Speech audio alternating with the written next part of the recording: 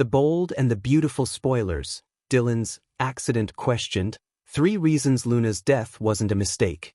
The bold and the beautiful BNB spoilers show that Luna Nozawa, Lisa Yamada, was the victim of an accidental car crash after she escaped from jail. As we have learned, Miss Dylan, Sydney Bullock, hit her by accident, and honestly something doesn't feel right. We smell some funny business in the air. Let's break down this suspicious plotline. 1. Dylan is completely overwhelmed with guilt and something else? It's understandable that Dylan, or anyone for that matter, would be upset at taking a life. But what if she's lying, and the accident wasn't an accident? Could Dylan have purposely hit Luna with her car that dark night? Anything is possible. And it's especially glaring that the show came at fans with this reveal out of left field. That's usually a sign that something fishy is going on underneath the surface. It's also sus that Lieutenant Baker, Dan Martin, hid the truth about the crash. There's something called full disclosure, and surely the police would have recorded this information somewhere? Maybe they didn't run to the media about it, but the facts of the case should be entered into the formal record where anyone can find it. Baker may suspect that Dylan did a hit and run, and it was no accident. Do you think he is building a case against her BTS? 2. Changing her phone number is a big red flag for Dylan. Sure, she told Elektra that she did that, but she has no need for privacy if no one can troll her about Luna's death. Her involvement hasn't been made public, so there is no threat of anyone hounding her. 3. Dylan said she tried to stop, but what if what she really meant was that she stepped on the gas? Let's face it, Luna terrorized Dylan.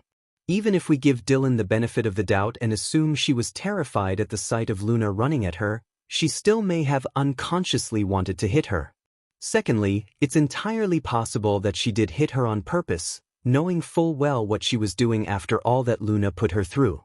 Tell us, BNB fans, do you think that Dylan is putting on a goody two-shoes act to fool everyone? Be sure to catch up on everything happening with the bold and the beautiful right now. Come back here often for the hottest BNB updates, news, and spoilers. Get comfortable and gain access to the best soap intel on the web. Tragedy has rattled Los Angeles before, but nothing has sent shockwaves through the Forrester, Logan, and Spencer families quite like Luna Nozawa's sudden and devastating death. What was initially reported as a freak car accident has begun to unravel into something far more sinister, something the LAPD, the Forresters, and viewers at home can no longer ignore. At the center of the growing storm stands Dylan Sharp, the charming tech consultant who entered Luna's life only months before the tragedy. He was bright, he was charismatic, he was attentive, almost too attentive, some now realize in hindsight. When authorities declared that Luna's death resulted from driver error caused by Dylan losing control of his SUV, the Spencer and Forrester families tried to accept it. Grief often clings to any explanation that promises closure. But closure is now the last thing anyone feels. Whispers have begun, quietly at first, then louder with each new inconsistency that emerges. Something is off. The accident doesn't line up. Dylan's story changes. And the more people investigate, the more obvious it becomes. Luna's death wasn't an accident. And Dylan Sharp may not be the man he pretended to be. Below, we break down the 3 most powerful reasons investigators, and Luna's loved ones, now believe the so-called accident was no mistake. Reason 1. The impossible timeline. Dylan's story doesn't add up. At the heart of this unraveling tragedy is a timeline that simply doesn't make sense. Dylan's first statement. Immediately after the crash, Dylan tearfully told authorities that he and Luna were driving up the coast after a spontaneous weekend getaway. He claimed that a deer darted onto the road, he swerved instinctively, and the SUV went skidding down the embankment. He said he blacked out and woke up moments later to find Luna unresponsive beside him. It was a compelling story, emotional, raw, and delivered through tears. But as investigators pieced together footage, phone records, and witness accounts, contradictions emerged. The dashcam footage that should have existed. Dylan's car, a luxury SUV equipped with an advanced driver assist system, should have recorded everything. When asked for the footage, Dylan insisted that the camera malfunctioned the week before and he hadn't yet taken it in to be serviced. The dealership says otherwise. Maintenance records show that the camera system was in perfect condition, and in fact had undergone a hardware check 2 days before the crash. Technician notes confirm everything was fully operational when the vehicle left the shop. So where's the footage? Police now believe it was manually wiped. The 911 call timestamp. Dylan reported making the emergency call within 1 to 2 minutes after the crash. But phone data shows the call was placed 18 minutes after the SUV came to a stop.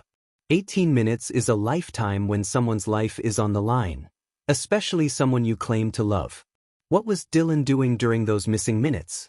Authorities are now combing through GPS logs and cell tower triangulation to determine whether Dylan exited the vehicle, left the scene, or made any additional calls before reporting the crash. Witness testimony disputes his route. One witness remembers seeing Dylan's SUV earlier that evening. Speeding, yes, but not on Highway 1 where the accident took place.